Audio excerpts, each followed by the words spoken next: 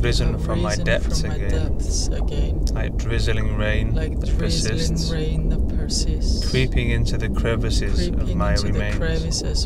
You remind me once more I am alone. I really liked Awaiting Wonder. I thought this is an example of the peak of what I think experimental films can be because it was very like not like your traditional narrative, and I like that in a good way though. It was like a we're trying something new, a new storytelling mechanism, and I rocked with it. I really like the sound design, all of the sound effects and the music and how it was mixed together and how it played for emotional effect.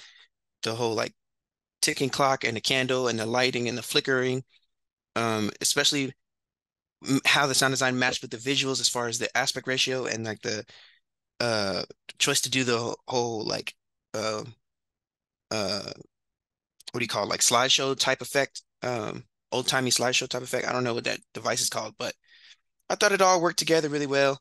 Um, projector, all the projector shots using cinematography, the projector, how y'all did. I thought it was very impressive, to be honest. To tell an emotional story, like to not just to do it just to try and see what it would look like if we did made a film like this, but like because the story calls for it. I think that's the best way to tell the story that y'all were telling. So I thought it worked. Overall, really great job. And they do this great job with the monochrome film.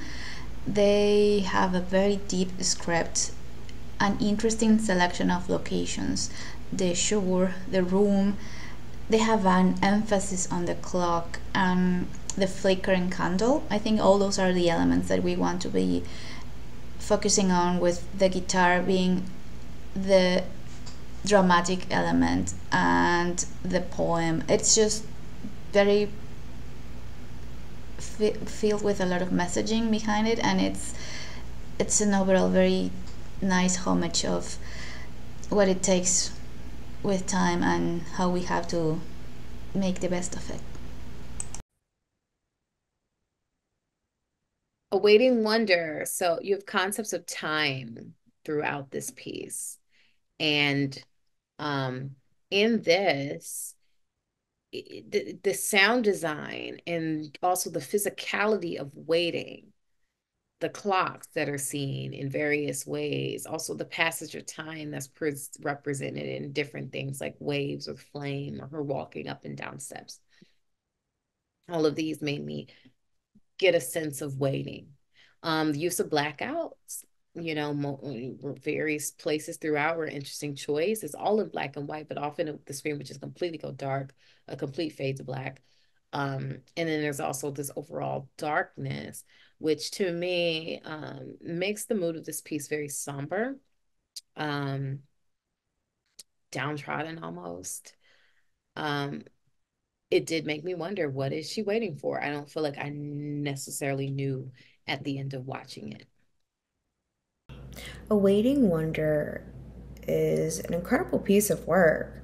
You have this experimental film that has a sense to remind you of both classic and modern world cinema. I thought of films such as Persona or Knife in the Water, but also you get these nice moments that remind you of silent films with the title cards with the dialogue on them, and the sound design and the music composition is so credible to this journey that we are set on. The ticking clock, these elements of